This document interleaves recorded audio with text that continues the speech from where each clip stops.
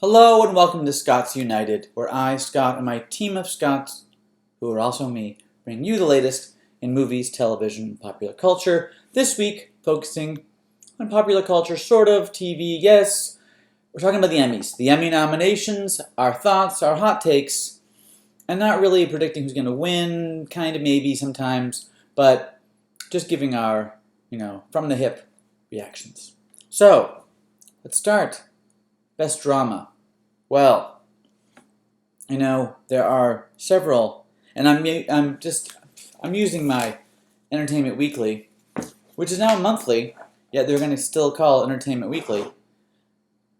I liked my weekly. Occasionally it was a double issue, and you get 2 weeks in one, and I didn't mind that.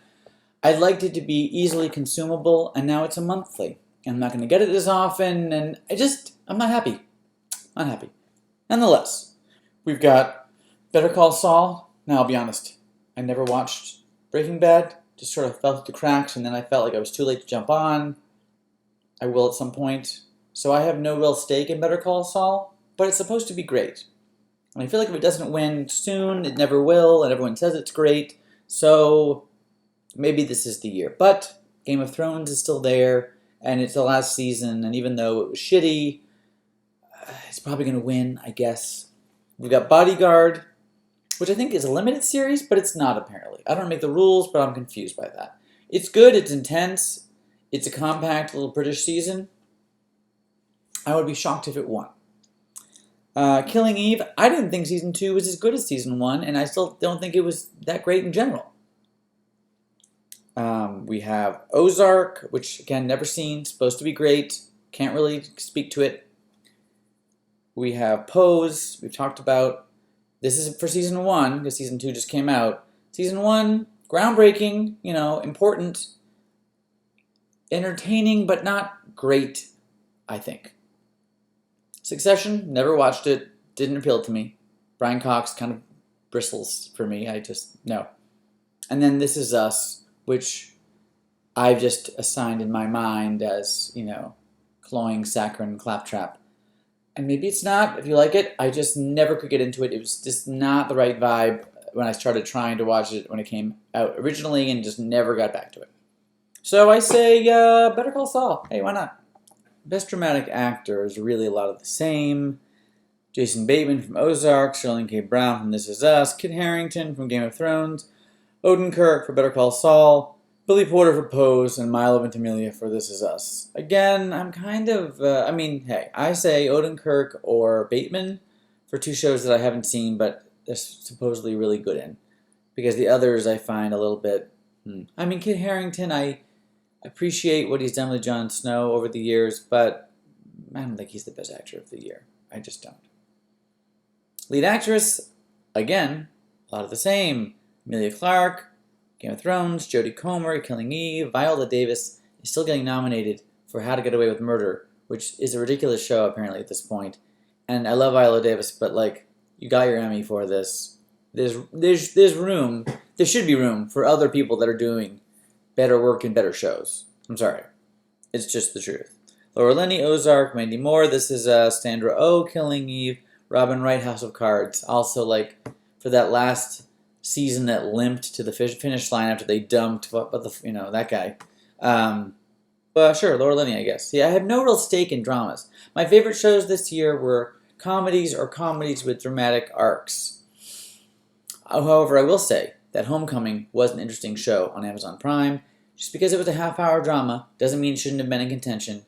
And, Stephen James and Julia Roberts both, along with some great supporting people, it's a shame that show was forgotten.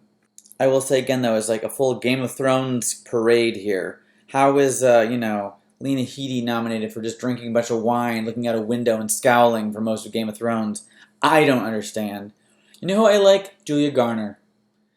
Not that I've seen her in Ozark, but she was great in The Americans when I first knew who she was as an actress. She was great as a supporting character in Dirty John, and I loved her in Maniac on Netflix with playing Emma Stone's sister, which Maniac got forgotten altogether. So give it to Julia Garner. I can't speak to her performance in this show, but she's probably really good. And on the supporting actor side, I don't care. Comedy. Barry, didn't care for season 2. I thought it was just uneven and not really with a good direction, and silly, frankly, and not nearly as balanced and amazing as this first season. Fleabag is great. The Good Place is great. Marvelous Mrs. Maisel was a lot of fun. Russian Doll I thought was great. Schitt's Creek, that show keeps getting better and better. These shows, and Veep, which had a tremendous last season. And Veep will win because it's its final season. But it'll also win, spoiler, for Best Actress. Julia Louis-Dreyfus is going to win, for sure. Now I say, hey, Julia Louis-Dreyfus can win all the awards, and she is incredible. I want her to win. I think she will, and she should. And she's also just, we're jumping ahead to lead actress in a comedy, which also includes Christina Applegate for Dead to Me, Rachel Brosnahan for Maisel, Natasha Lyonne for Russian Doll, Catherine O'Hara for Schitt's Creek, and Phoebe Waller-Bridge for Fleabag.